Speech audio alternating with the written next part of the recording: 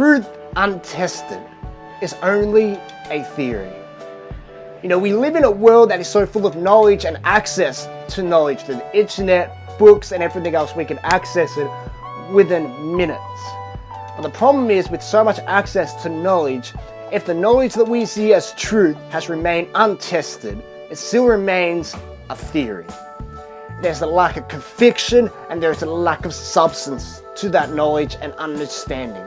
And it's easy to believe something as truth when things are wishy-washy, good and easy, but there is still no weight or substance behind it. And a problem that comes up in conversations that I've had with people, especially as I share my journey with God and the revelations that I've gained from God during my journey through my challenges, struggles and trials, a revelation of God, people often say, I don't have that revelation of God. And it's scary because some of these people have been Christians longer than I have.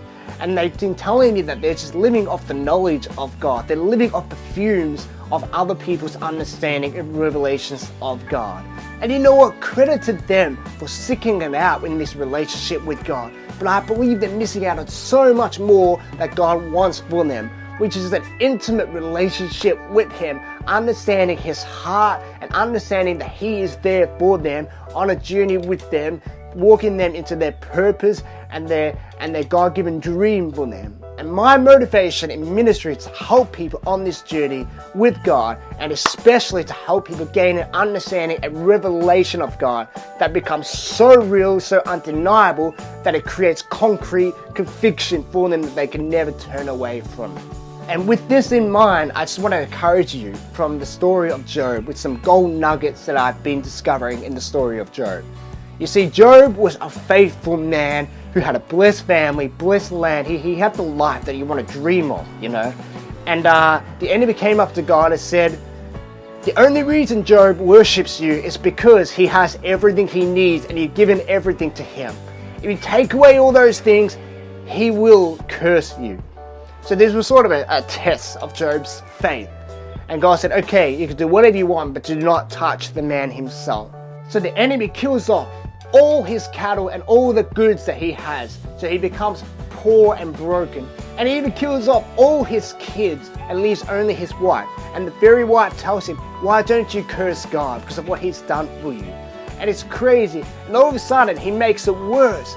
The enemy begins to inflict sores and sickness and illness on Job. So he's groaning in pain and he's grieving the loss of everything that he has. So his faith is being challenged and he thinks that God has abandoned him. He thinks that God has been hurting him, but he doesn't understand it because he knows that God is for him. He knows that he's a God of people and a God of Job. So he's struggling with his faith, his thinking and his understanding. And it's a crazy time to be challenged in faith, because if that happened to me and I didn't really have that concrete understanding of God, I would have been out the door cursing God the very minute it started.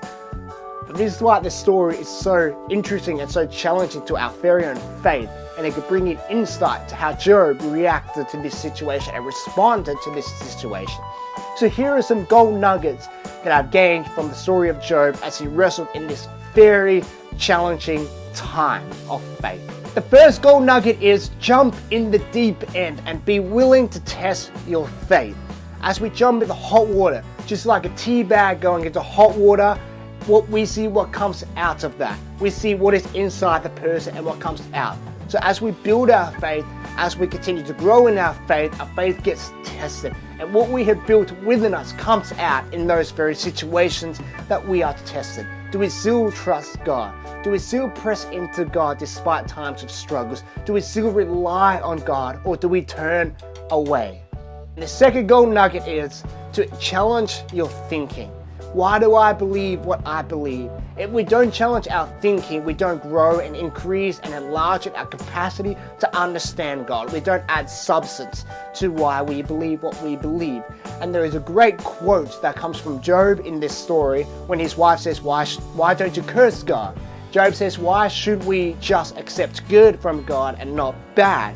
So Job was willing to stick it out and see what God could do in this situation, despite how it looked. And it was in moments of his confusion and emotional turmoil that he was able to challenge his thinking. And the third gold nugget is ask God. Job continued to plead his case to God. He continued to question God and ask for answers. And the thing is, in the end, the answer was revealed, and his faith was sharpened, and his truth was tested. And everything was given back to Job, and even better, with more favor, because of how he responded with the truth. And what I love most importantly about this story is everything that Job did and responded with was his understanding of who God is, and also who he is in God. And this was where his truth came from, which was in his conviction and understanding.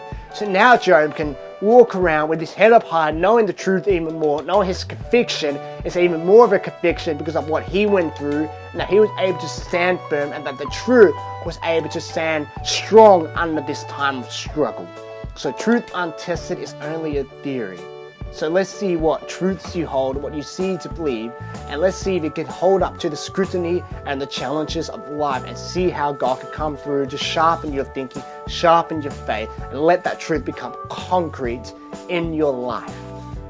That's all from me. Have a great week, everyone.